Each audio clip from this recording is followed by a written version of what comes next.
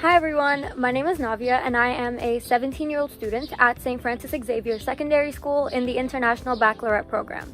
I am also the chairperson of a nonprofit organization called Volunteering Peel. So just to give you guys a bit of a debrief on my volunteer experiences. I began volunteering quite young at 11 years old, and throughout middle school I volunteered at my local temple, at the Mississauga Marathon, just basically anywhere that didn't require the minimum high school age requirement. And then in high school I began volunteering back in my middle school with events like graduation, and at my high school with events like Culture Night. I was also in student council, which allowed me to volunteer and coordinate at a lot of events. So for example, pep rallies and fundraisers such as Inside Ride. But then I began volunteering with this organization, Volunteering Peel, at an array of events. So athletic events like Kids in Triathlon, cultural events like Latin Festival, the Vali Razmataz, and even just environmental events like Peel Planet Day.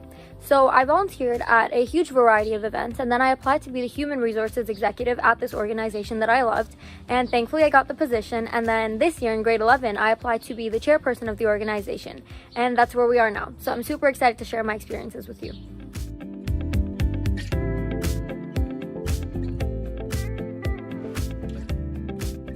I think my biggest takeaway from volunteering is just realizing the fact that volunteering is one of the most fulfilling and growth-fostering experiences in the world. I think there's something to be said about how volunteering helps us, because of course it does help other people, and that is the importance of it, and that is why we do it. But I think at the end of the day, it really does help us too. I think volunteering really gives us an opportunity to realize the fact that humans are innately tribal beings. We thrive in company. We innately, naturally want to help other people. So volunteering really gives us the opportunity to make that instinctual again. So I can't think back to a time where this happened actually. I would volunteer at the temple, or I would volunteer at a marathon, and helping the elderly to a table, or giving a little kid a gold medal as a prize.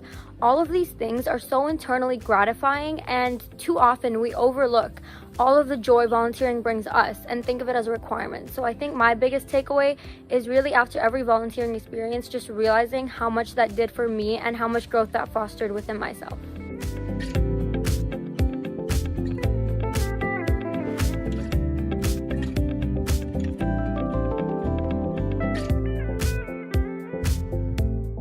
This is a great question, but I believe my answer would have to be kind of unconventional.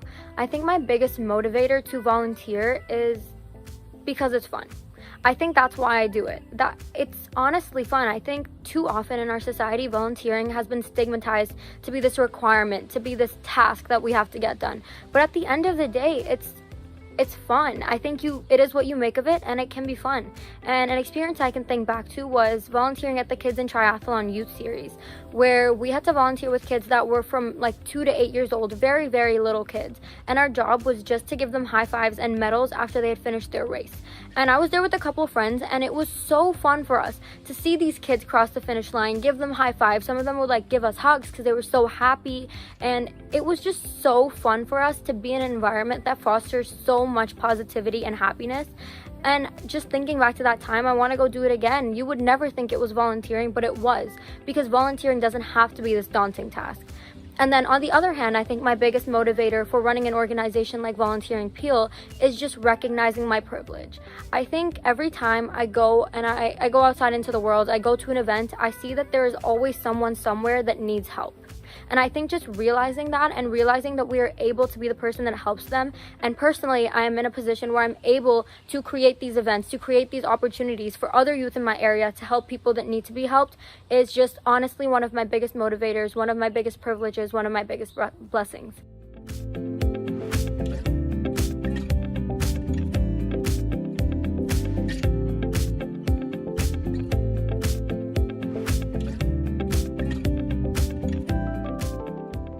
I think the biggest thing I've learned about leadership and teamwork is just the fact that they have to coexist.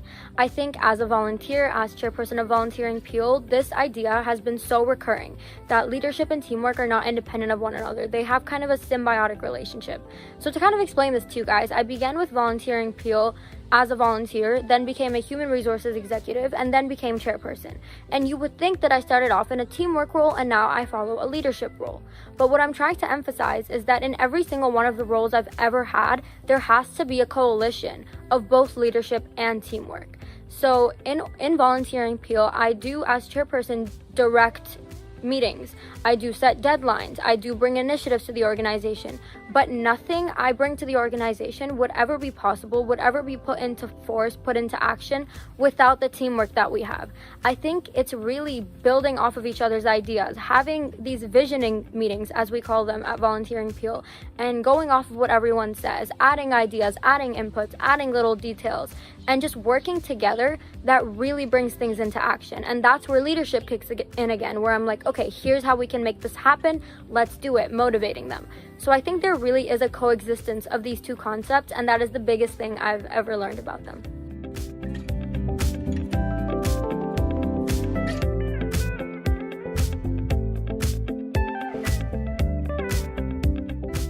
I have two different answers to this question. So the hardest thing as a volunteer had been finding diversity and opportunity. I think it was extremely easy to find an opportunity that I really loved and then just stay there, volunteer all my time there because it was comfortable. But I think as soon as I started finding these little bits of different kinds of opportunities, I started to see that there's something different to be learned volunteering with kids versus volunteering with senior citizens, volunteering at environmental events versus volunteering at cultural events.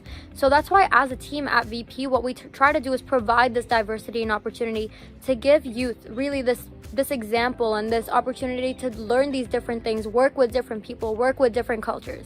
But it was extremely hard to find them when I was a volunteer. The hardest thing about being chairperson of VP or being in a position where I get to find these events for the youth, and I think the entire team of VP again would agree to this, is the past year with COVID-19. It has been so unprecedented and offered so many unanswered questions. So typically, Volunteering Peel, we connect volunteers to volunteering events. But over the last year, we've had to innovate these events ourselves due to a lack of events. And I think there's just been so many questions like, will people want to attend this event? Will they sit through a 2-hour workshop? Do we need to shorten the time? Do we need to give them breaks? Do we need to start promoting 2 weeks before signups so that they can see these recurring marketing posts and actually sign up for the event? So there's just been a lot to answer and a lot to adjust to, but it has been such an amazing learning experience for the entire team, and especially for myself, to learn to take risks, learn to roll with the punches, learn to connect to different audiences and cater to different audiences. And it has been amazing, it has been challenging, but I'm so grateful for it.